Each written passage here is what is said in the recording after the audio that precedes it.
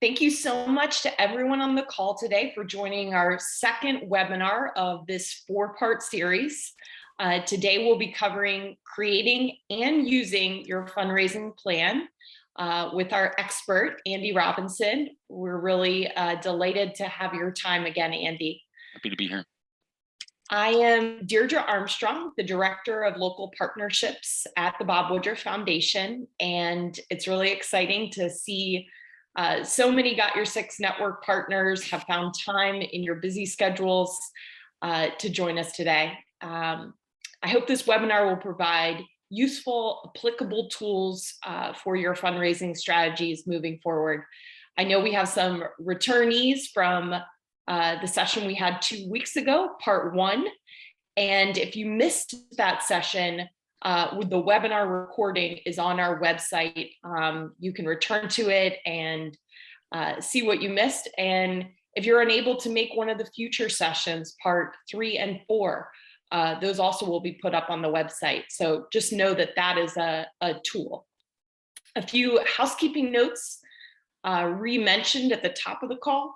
We will be recording these sessions for that posting on the website.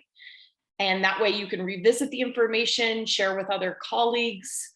And during the breakout sessions we'll be utilizing, just know that those will not be recorded.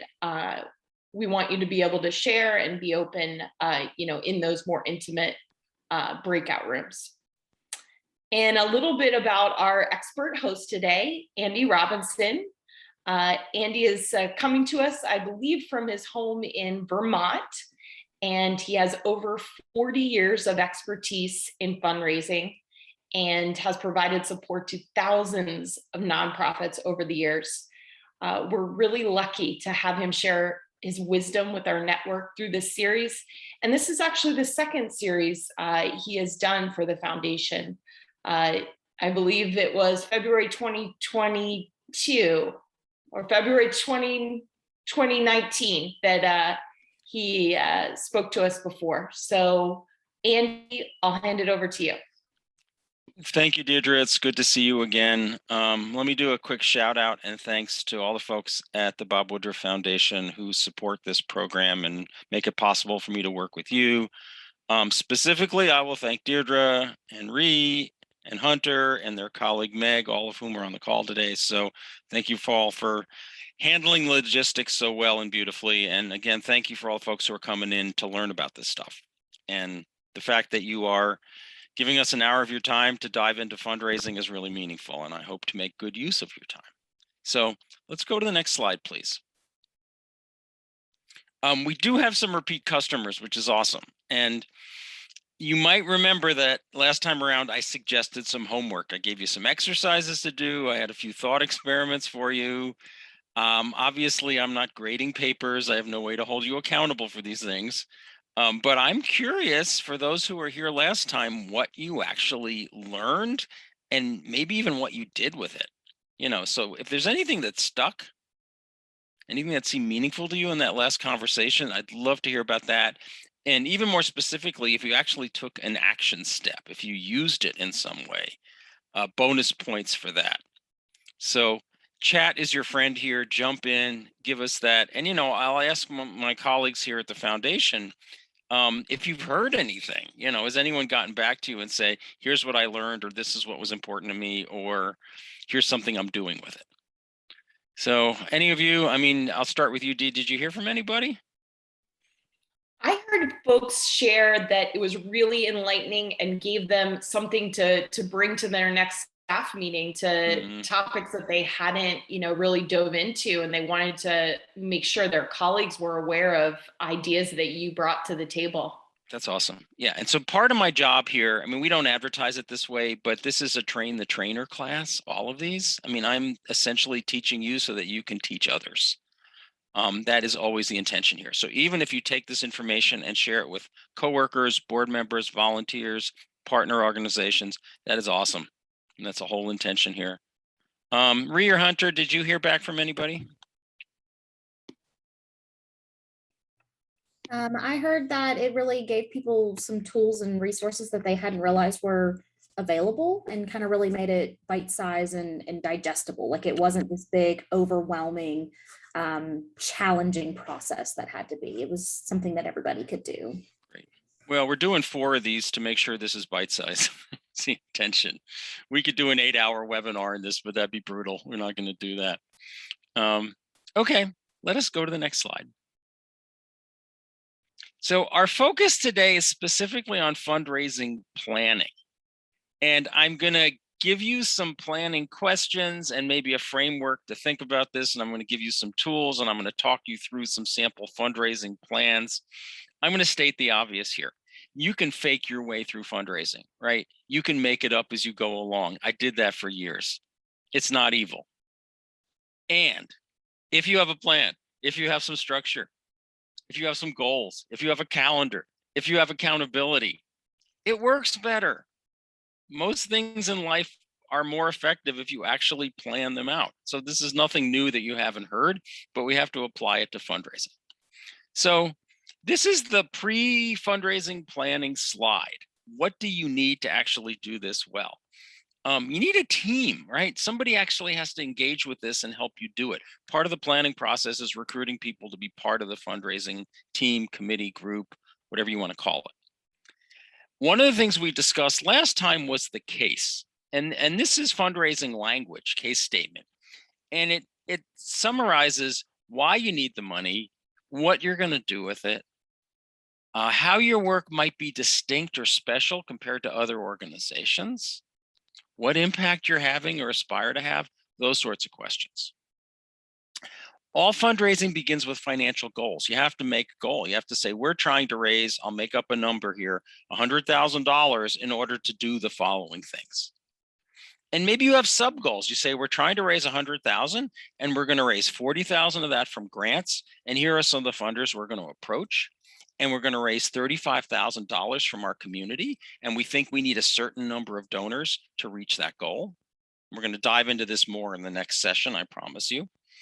And then, maybe we do programming and we have some program fees and we have some business sponsorships, and the other 35,000 we're trying to raise is pieced together from a variety of sources. Once you have those sub goals mapped out, then we're talking about a calendar. What's going to happen when? And I'll show you a sample calendar format that works well for this. This is the raw material. This is the skeleton. This is the stuff you need to have in order to begin your planning. And if you actually figure these things out as part of the planning process, that's cool. That's part of the work. Let's go to the next slide, please. Now, the next 3 slides are review. If you were with us last time, these will look familiar. If you're coming in new, I think the review is helpful. Nonprofits raise a lot of money from a variety of sources. And what I want to impress on you is that nonprofit income is diverse, and the more diverse your income is, the better. So this is the bucket of grants, and grants come in a lot of flavors. We're sponsored today by the Bob Woodruff Foundation. That is a charitable foundation that makes grants to organizations like yours. There are many of them, and grants come from a lot of these other sources as well. Some of them are surprising, like there are a lot of money. I mean, for example, churches and synagogues and mosques and other faith organizations, they raise money. Most of them are charitable organizations that are trying to raise money. Some of them re-gift it. And, sometimes it's like a local congregation, but it might be a regional or national body that's affiliated with a church denomination. They are grant sources as well. That's invisible to some people, but a lot of organizations have been tapping into that money for years. Let's go to the next slide. Where I focus a lot in this series is how to raise money from individual donors. And the reason for this, and some of you will remember, is 75 to 80% of charitable money that's given away in the US comes from individuals. Doesn't come from businesses, doesn't come from foundations, it comes from people. 75 to 80%. So if you were going to build a rational fundraising plan, you would probably invest 75 to 80% of your time raising money from people. And as you can see on the slide, there are a variety of ways, tools, strategies to do this. Some of these are familiar, some are less familiar. I mentioned this last time, I'll underline it again. I feel like where the action is moving and has been moving for a decade is monthly giving. And monthly giving is sustainer programs. It's people who commit an amount that they pay automatically each month, transfer from their bank to your bank, or transfer from their credit card to your bank. These programs are the backbone of a lot of successful fundraising right now because they're automatic. And people can give more if they're amortizing the gift, if they're making small payments that add up to larger payments. And the data on this right now is the average monthly donor is giving anywhere from 5% to 20% more than your one-time annual donors. So if you have a chance to learn more or engage in monthly giving, it's certainly something to explore. Next slide. The third bucket here is charging for the work you do, and may or may not be relevant to your mission, to your constituency, to your work.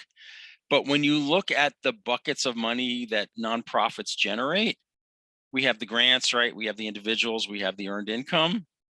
Earned income is a big piece of that. And so if there are ways to think about, is there stuff that we do that we can monetize? Is there stuff that we can do where there could be fees associated with it? We could generate more revenue for our group. That is worth considering. You may ultimately decide not to for a variety of reasons, and I totally respect that. But there is some data, for those of you who are doing social services, there is some data that shows that if people have to contribute towards what they're getting, if they're paying a fee, or there's a suggested donation, if there's some sort of exchange of money, you tend to get better outcomes.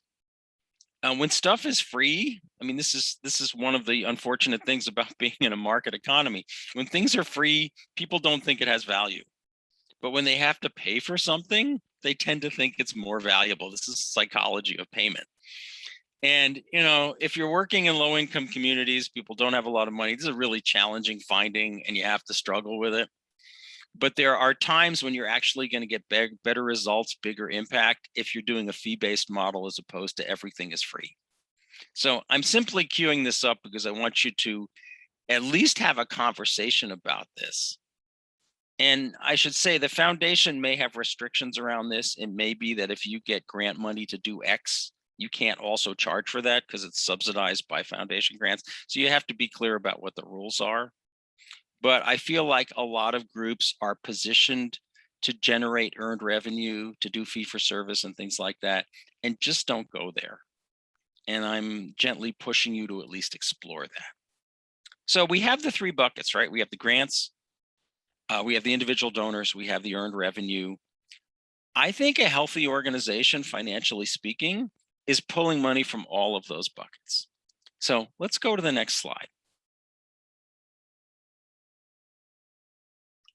There are pros and cons. There are advantages and disadvantages to all of these revenue sources. They're both good and bad. And I'm going to have you spend some time talking through this. So what I'm going to ask you to do is we're going to drop you into breakout rooms. If you haven't done a Zoom breakout, it works like this. Ree is going to set them up shortly, and you're going to see a little thing on your screen that says join meeting 2 or join breakout room 3. And you click on that button, and you're going to go away for a few minutes, and you're going to find yourself looking at 2 or 3 other people. If you have your camera turned off, that's okay. It's sort of a courtesy in breakouts to turn your camera on, but I'll let you decide. And we're going to give you about 5 minutes on this question. And what I want you to do with your colleagues, you can introduce yourselves quickly, like don't tell your whole mission statement and all your programs because we only have 5 minutes. But I want you to pick one of these 3 things. You could pick grants, you could pick individuals, you could pick earned income, and any of them is fine. And just spend a couple of minutes unpacking them. Like if you pick grants, what's good about grants? Like why do we like grants? Why do we want them?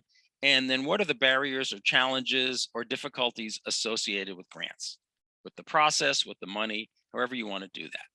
So quick consensus on one of the 3. What I'm going to do when we come back is I'm going to get you to drop into chat any of your notes from this. What did you like, or what do you see as the advantages or disadvantages of whichever one of these you have chosen? And then I'll do the big reveal and I'll show you my take on the answer to all of these. But I'd love to have you chat about it first. So Rhea, I think it's time. Go ahead and queue up the breakouts if you would, please. And it's also a pain in the butt. I mean, it's both of those things, right? So that's good. That's right. All right, so we're starting to see stuff here in chat. Breakout number 7. I love that you remember your number, Lori. That's great. Individuals, pro, unrestricted funding. Yay, we love that unrestricted money. And the con, this is also good, is if you're a new organization, identifying prospective donors can feel really challenging. And it's something we're going to work on in a little more detail in the next session, which I think is coming up in a week or so. So anyone else can jump in here, pro and or con for any of yours.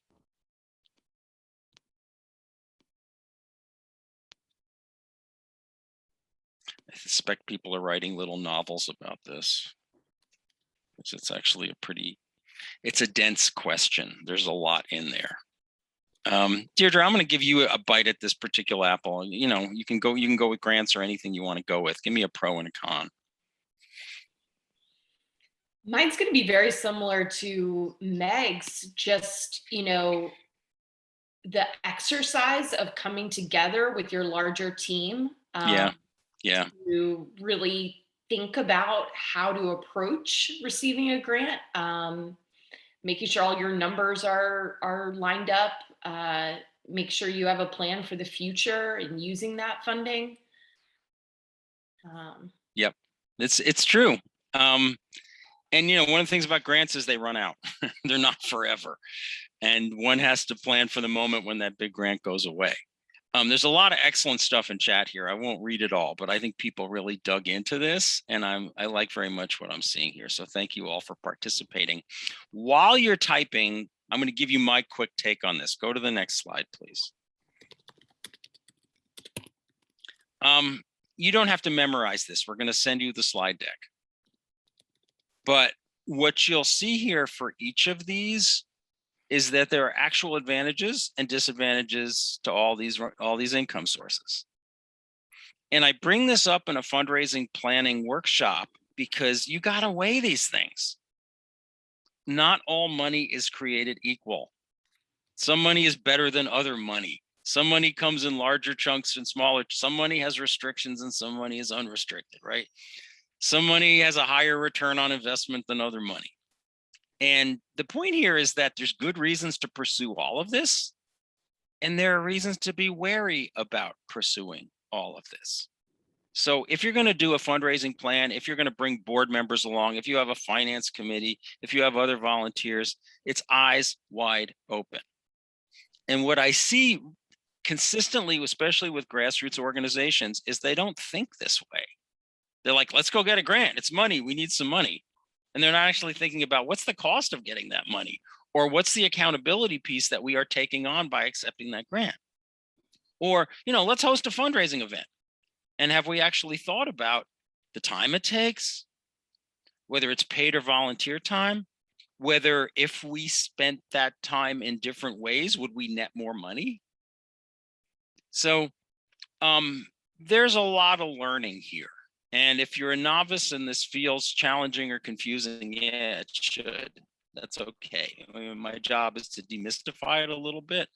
But the more thoughtful we are about choosing our revenue sources and the implications of that, the better our fundraising plan will be. Let's go to the next slide.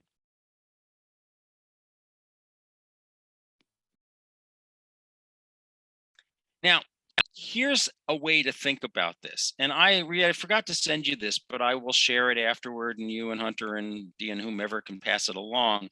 I'm going to send you a Word document that looks like this. And it's what I would call an income diversification form. And it's a way to think about, if we're going to build our budget, what are the pieces in terms of the dollars we're raising and what percentage of our budget is going to come from those areas. And this is not the perfect list of categories. And if you want to change the categories to better model your own situation, I think that's fine. What I have here is foundations, corporations and businesses, government funding, membership dues and donations, major gifts and board giving. These would be bigger gifts from individuals, benefit events, earned income. Maybe you've got some money in the bank that's generating money, investment and interest, and perhaps there's something other that's not included here. And the way that you would work this, and I'll show you an example in a minute, the way that you would work this is you would map out, where do we get our money from now? And then the question is, where do we want our money to come from in the future? Is our current revenue mix optimal, or do we need to change it? Now, I'll go to the next slide. I gathered some of this data a year or two ago when I was working, previously with the foundation.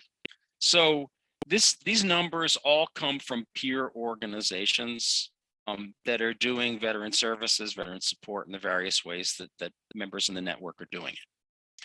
And you'll see they've got 3 very different budgets. Look like the line's got a little bumped on their first line. And then you see where they get their money from.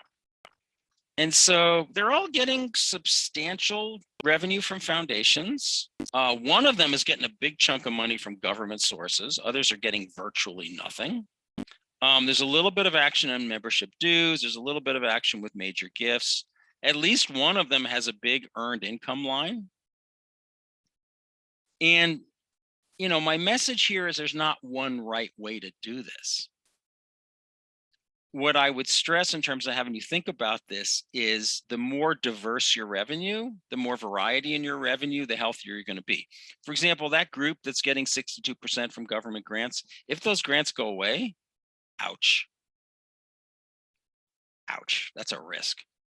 So what we really want to do is to reduce our risk by diversifying our income.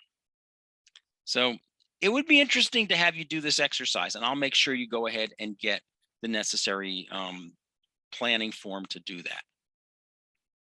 Rhea, I'm going to have you spotlight me if you would. And let's go to the next slide.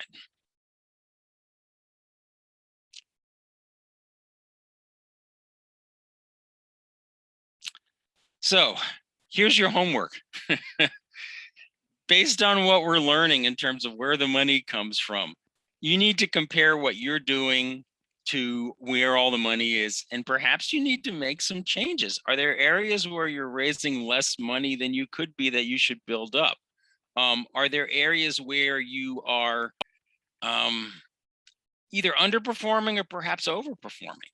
Are you too dependent on one stream of revenue that might be at risk? These are the sort of questions you ask. And I think as you're building the fundraising plan, the goal is to answer these questions and create something that's more resilient.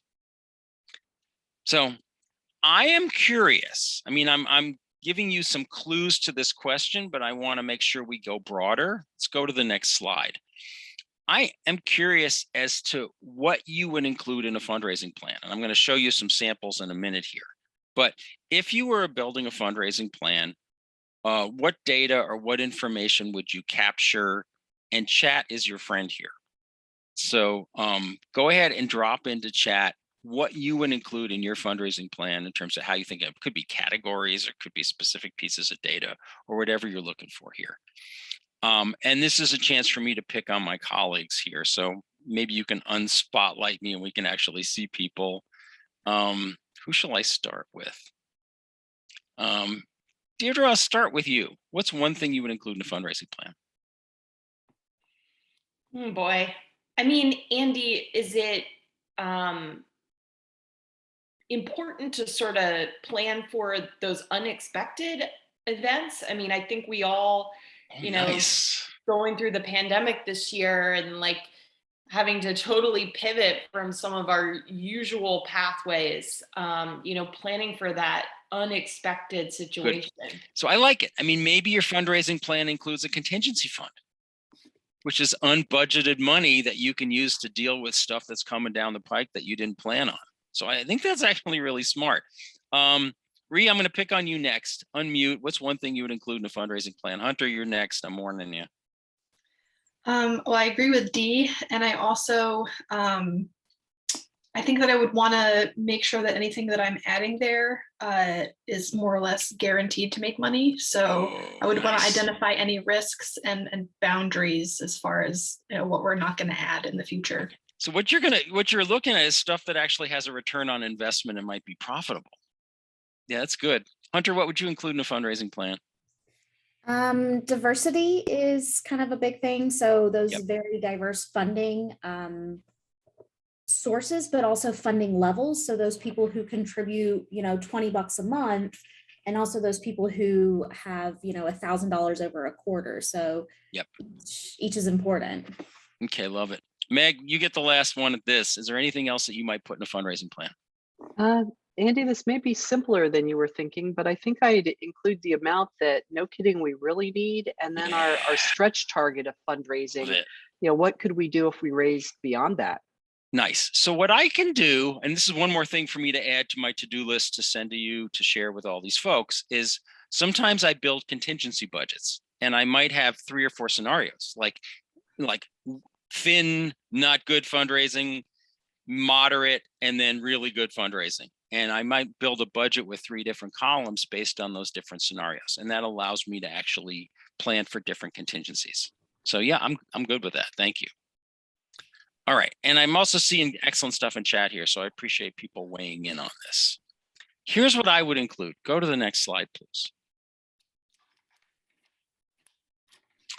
You need to have the case, right? Somewhere in the plan is why people should give us money, some language about the work we do and why that work is valuable. As we have indicated, you need some overall goals and then maybe some sub goals, like, okay, we're going to raise some money from grants, and we're going to raise some money from events, and we're going to raise some money for fee for service, and we're going to raise some money from individuals. Here are our goals for each of those categories. I think some success metrics would be good, and not just money. So for example, we might say we have now 200 donors. Our goal by the end of the year is to have 300 donors. And so we're going to try and increase our memberships by 50%. That would be an example of that. Or we might say, this is a classic one, donor retention. We currently have 250 donors. By the end of the year, we would like to keep 85% of them, because we're going to lose some. That's natural. So we want to reduce attrition as much as possible and try and hang on to as many as we can. Or you might say, right now, because of our grant dependence, 60% of the revenue we raise is restricted money. And our goal next year is to knock that down to 50%. And our goal in the following year is to knock it down to 40%, because we want more unrestricted money so that we can spend it how we want to spend it. So dollars raised, yes, yes, yes. Think more broadly than that too. I think a good plan has some action steps. We're going to do certain things, and we're going to do them by a certain time with some assignments. Who's going to do them? And then I don't think it's a plan without a calendar. Doesn't, you got to actually get this stuff on a calendar and know when you're going to operationalize it. Now, you're welcome to add to this. And I'm seeing already some variations, and that's good. And so you're welcome to take this model and say, well, more of this, less of that. What about this? I think that's great. My job is to queue up the conversation here. Now, what I want to do is to spend a couple of minutes showing you 2 samples. One is simple and one is complex. So let's go to the next slide, please. And this is where I'm going to share my screen. This is stuff we sent out to you in advance, so you probably all have it. But I'm going to go ahead and share my screen, and I'm going to walk you through 2 of these real quick. So let's go broad on that. Give me a minute. Love seeing all these names. There you go. That should come up. Excellent. Are you seeing it? Reed, give me a thumbs up. Sweet. Thank you, Dee. So this is not a real organization. This is a placeholder. But what's interesting about this, and this is literally a page and a half, this is quite, there's a lot on a couple of pages. You might feel it's overwhelming, you might not, but at least it's a place to start here. So they've did 5 columns. So we have strategy, we have the goal, and the goals are primarily about money, but they might also be about things like numbers of members. We have some action steps, which is awesome. We have who's going to do those steps, right? There's some accountability baked into this. And we have the when and how much we're going to generate from that. So we have new member acquisition, that's getting new people. We have renewals, that's renewing the ones we already have. We have special appeals, additional mailings to get people to give. Could be email or mail. This is old school, so it's mostly mail. We have events, we have major donors, we're raising a little money from businesses. We've got some foundations. They throw in a few foundation prospects here. Workplace giving, which is sort of petered out, but there are still places where people do campaigns to raise money at specific workplaces. Planned giving is gifts that you get when people pass away. And then they list the total income and the total expenses. And following this, you have a very rudimentary calendar. And for many of you, if you could get to this level of organization with at least a page mapped out of what's going to happen, and excuse me, that was a little quick, when you're going to do it, that'd be great. That'd be awesome. That'd be a victory. So this is this simplified version of what a finished plan might look like. And again, you have the sample. It's a Word document. You have permission to mess around with it. You can take it and use it as your template. Go for it. What I'm going to show you next is something that's more complex. So I'm pulling up one from the Conservation Voters of South Carolina. Reed, give me a thumbs up. Can you see this one? Not yet. All right. I'm going to stop the share and I'll bring up the new one and we'll start that again. That's easy. Here we go. This will work. All right. So here's the new one. Yeah, thumbs up. Got it. Good. Love it. This is 10 pages of stuff, and I'm going to read it all for you, but I want to page through it just to give you a sense of what here, because it's comprehensive. And it's a decade old, but I think it's still excellent. So on page 2, they start with the mission, the vision, the values. I don't know if that's essential, but I like it. I mean, this is the sort of thing that's both an internal and perhaps in some ways an external document. Then they list their criteria. Like, how do we know this plan is going to be successful? And one of the things it says here, the board and staff must be actively engaged and committed to the objectives in the plan. Like, if we're not engaged in doing this, we can't really call this a success. It also says, and I love this, the infrastructure upon which the plan depends must be reliable, consistent, accurate, and subject to continuous reevaluation. Like, how's our database working? Are we getting thank you notes out promptly? Do we actually track the money accurately? Do we have all that architecture in place to make this work? Now, we have some overall goals. And they have total goals for each year, 2010, 11, and 12, 525, 625, 750. They're pretty ambitious. Now, there's a lot here because they are both a 501c3, a 501c4, and also a political action committee, because that's what they do. They cover all those grounds. So they've actually set separate goals for all of these. Most of you are not doing all this stuff. Most of you are strictly 501c3s, so yours would be simpler, and that's okay. But the fact that they've actually mapped this out for each of these categories is lovely. And they basically have 5 different, and I'm going to dive into this, but they have 5 different buckets here. They're raising money from the board. They're raising money from major donors, membership. They get some grants. They have an event that they call their Green Tie Luncheon, which is their big fundraising event. And then they have some professional fees charging for what they do. Now, I love this next question here. It says, what will we do with the money? That's a good thing to put in a fundraising plan.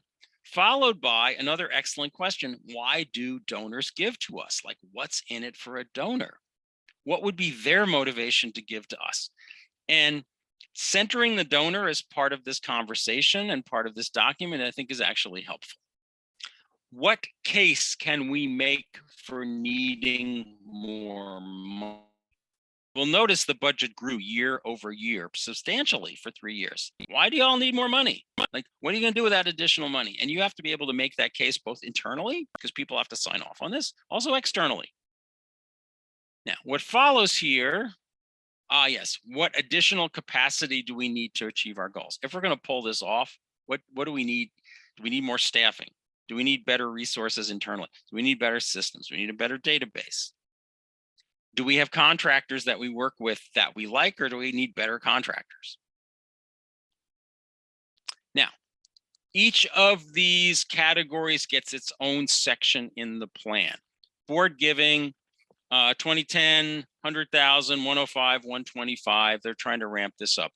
If these numbers seem scary to you, like this is a lot of money and that's not who we are, don't sweat the numbers. What I want you to really pay attention to is sort of the structure here.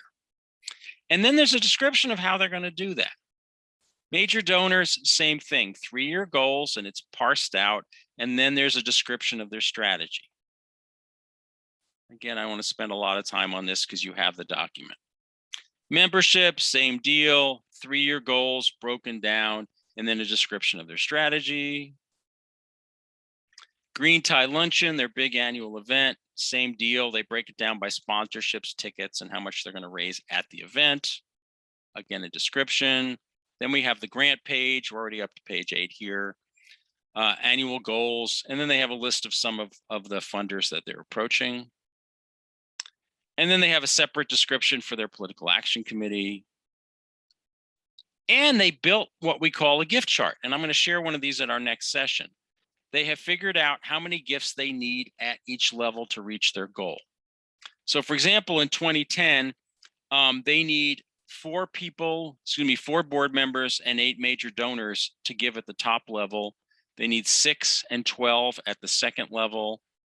And then there's no renewals required at that point. And so they're starting to figure out how many gifts do we need at each size to reach our goal. This is, again, a really basic thing you want to do in a fundraising plan. And then wrapping this all up, there's the calendar.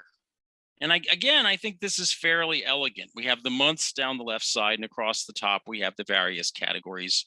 And it talks about what's going to happen each month for these. Now, again, if this feels too much, too big, too muscular for you, pull out the parts that feel relevant and useful. You don't have to do all of this, but what I wanted to do is give you a real simple basic one, and then that was one that was more tricked out and had more info and more details. And I think it's your choice to work with these however you see fit. All right, I'm going to show you one more item. I'm going to stop the share. I'm going to share one more item. Love it. All right, last thing that's up here is a variation on a theme, which is a real basic planning calendar. And again, down the left side, we have some of those income options. We have the foundations, corporations, government, membership, major gifts, et cetera. And then across the top of the year, we have the months of the year. And you would use this to plan out how your year is going to go. As I said earlier, I don't think it's a fundraising plan without a calendar, so I don't believe this is optional. I think we have to do it. So I'm going to pause here. I'm going to stop the share. Go ahead and put the slide deck back up, please.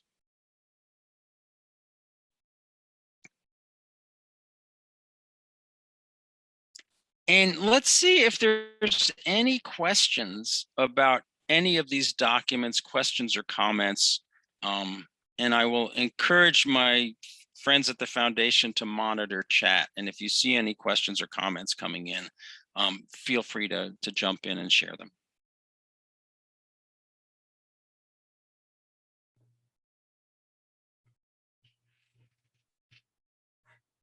The chat looks okay right now. If you want to go and maybe let people formulate some questions that they may have, Andy. I love it. Let's go to the next slide. So, as mentioned, I think the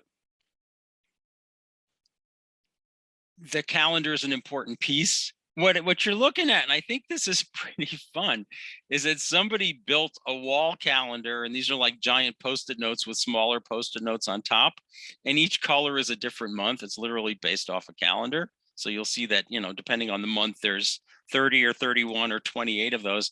And then what you see on the left are tasks that need to be done that are put on those orange ones. And you get in a room together, and basically what you do is you have a planning session. You say, okay, let's figure out what all the tasks are, and let's start to map them out, in this case, over the next 4 months. And I think the calendar needs to live large in front of everybody. And if this isn't the way to do it, one thing you could do is take that Word document that I gave you with the calendar, and you could go to the copy shop and say, would you print this up 4 feet by 6 feet? And then you hang it on a wall in your office, or, in your home, wherever you have some space for this, and you actually use it as this presence that looks at you all the time, and you're adding things and subtracting things. And Post-it notes are good for this because you can move stuff around. You can throw them away if they're no longer relevant. All right, let's go to the next slide, please. Now, some things to include in the plan, and we've talked about this a bit. We want to talk about income diversity, how we're going to raise money from a variety of sources. I believe you want to grow your donor base. More donors better than less. And so you probably want some targets for bringing in new and more donors. If you're feeling ambitious, it's nice to measure efficiency. It's nice to track your time and your money and say, when we compare these strategies, which ones are netting us more money for the time and effort we put in? As noted earlier, your ability to renew donors and keep donors, renewal and retention are pretty basic metrics in fundraising and things to pay attention to. And then I'm a believer that everybody should help. And so if there's a way to track the engagement of your board, the engagement of volunteers and other people, I think that's lovely. That's a real useful thing to pay attention to. So again, I'll kick it open to the group here. If there are non-financial metrics that you would like to include in a plan, then go ahead and put them in chat or think about this. Is there other things that you might measure that are not listed here on the slide? And I will see if anything else. And guys, got some questions coming in here, and I'm going to get to questions in a second.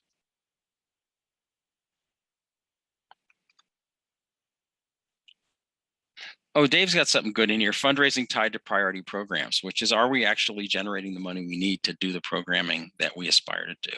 I think that's a good question. Jill's asking a question. What do you recommend if your board lacks the skill set to help with fundraising? And an easy answer is train them up, right? Get them the skills. So that would be one answer. And I will tell you, as a consultant and trainer, the #1 request I get is board fundraising training, which indicates to me that a lot of people struggle with this. So, Jill, if you're finding your board is not engaged or not skilled or not willing, sadly, it's not unique. A lot of people have this problem.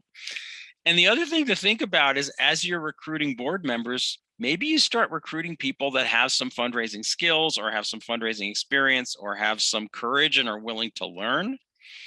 And you can build a fundraising and board, A, by training, and B, by recruitment. And if you do those two things well, you'll get a better product, or I should say you get a board who are more engaged and more productive, and I think more successful. All right, next slide. We're coming to the end here. We got a few more. In terms of how you might use your plan, as mentioned, I'm a believer in the giant wall calendar. I think this thing needs to hover over the office. It needs to be there as a presence that sort of leans on people so you can't forget about it. You want to look at it periodically. You want to update it. You want to see how you're doing against the plan. As you're building a budget, it needs to relate to the plan, and the plan needs to relate to the budget. So if you say we're going to raise X amount of money this year, the question then becomes, how are we going to do it? What's our strategy? What's our mix of income? As I shared with the plans I gave you, I think there's some stuff in there about who's going to do what. So a good fundraising plan has assignments, it has some metrics, and it has accountability. And I think that's really helpful. My favorite use of a fundraising plan is to deal with all the random stuff that comes at you when people say, like, why aren't we doing a raffle? We could raise a lot of money if we had a raffle. And what I would do is gently take them by the hand and bring them over to the fundraising calendar that is up on the wall. And I'd say, okay, we have built this annual calendar. Here are our goals. What would you suggest we drop from this calendar so that we can insert the raffle that you are proposing? Like, what goes away so that we can accommodate that?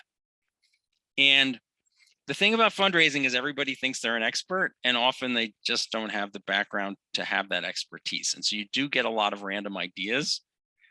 And of course, the answer is always, if you want to organize a raffle, go for it. But we don't have the staff time or the bandwidth to do it. And by the way, here's the calendar, and we have a fully formed plan already. So I'd love to know where it fits in. Now, there are times when you can share this with people. And I think one thing that donors like to see is that the groups they're giving to are organized and structured and professional and have plans. So some aspect of this may be public. It's the sort of thing you could sit down and share with the donor and say, here's how we're going to raise whatever, $250,000 this year. Here's the part that's coming from individual donors. That's why I'm talking to you, because you're a part of this large plan, and your gift and your involvement and your success is a part of our success. So I think it gives you credibility. And credibility is great for fundraising. So there are two more things I want to ask you, and as we wrap this up, we're doing good on time. The two questions, give me the next slide, please, is how are you going to implement this? What did you learn today, and how are you going to implement it? So chat is awesome. And, if you want to cogitate on this and tell me next session what you implemented, that's also great. And while you're doing that, next slide, please. I'm also happy to take any other questions. So feel free to put some questions in chat and we'll go ahead and address those. And, let me start with my friends at the Woodruff Foundation, and any of you can chime in here verbally. Do you have any questions you want to ask about this? Yeah, Reese says, I love the advice about walking people over to the calendar. I have literally done it. It's, I've dealt with boards where they had all sorts of random fundraising ideas, and you don't want to be rude, but you have to sort of talk them down from those. So I will go ahead and jump in. I was just saying, I have a question. If nobody else has a question in chat there, I'm thinking back to my days, volunteering on a board and being the person there who knew more people who needed help than who were in a position to support. Yeah. So how do you engage those members of your board?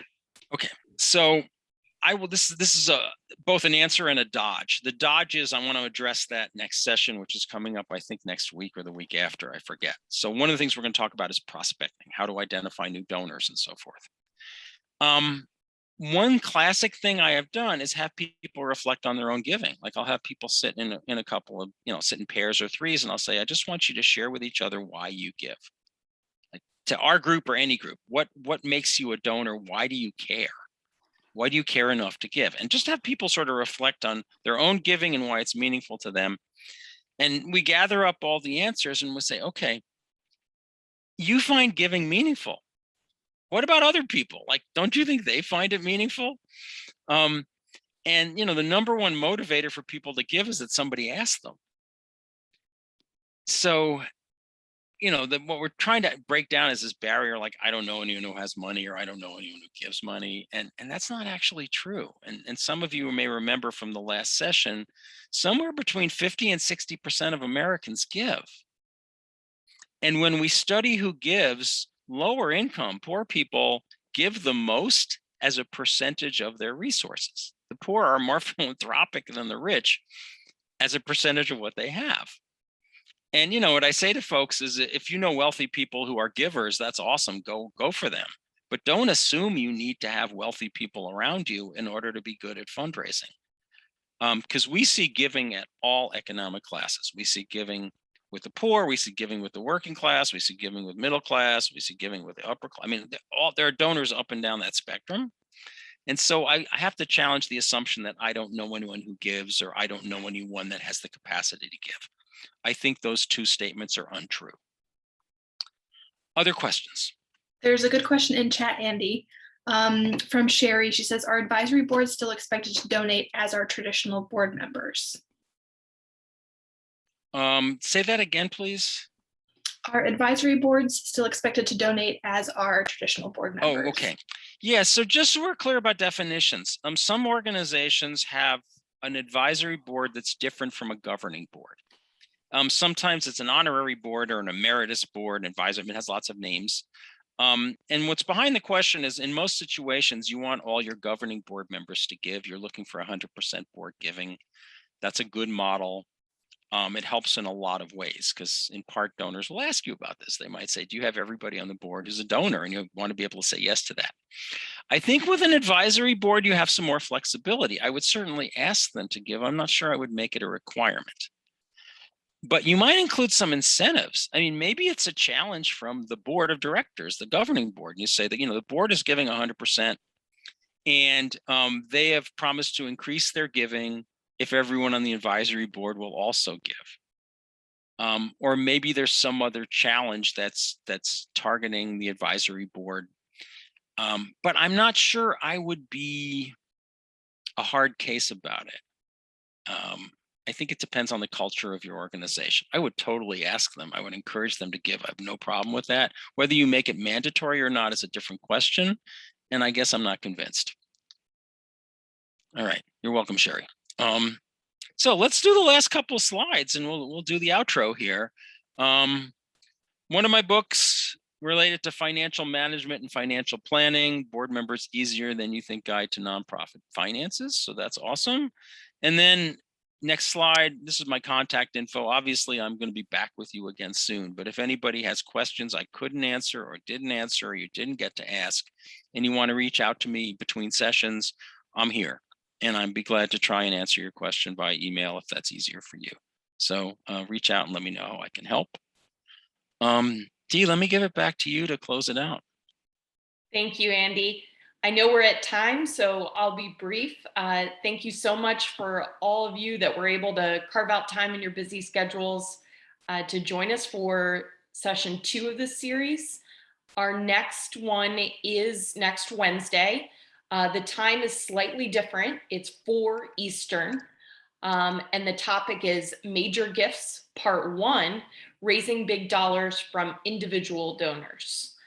As usual, feel free to reach out to our team if you have any comments or any questions about today's session. We can get you in touch with Andy, and we always like hearing your feedback and look forward to the 3rd session, Andy, next week. I look forward to it as well. I will see you all then. Again, it's at 4 p.m. instead, so be mindful of that. And thank you all for A, the work you do in the community, B, embracing your fundraising responsibilities and needs, and for participating today and giving us an hour of your time to learn this stuff. It is a big deal. So we appreciate you a lot for stepping in and doing this. And I look forward to seeing you in a week. Wonderful. And we will share the recorded webinar. It'll be up on our website in the next couple of days here. Thank you, everyone. Take care. Bye-bye.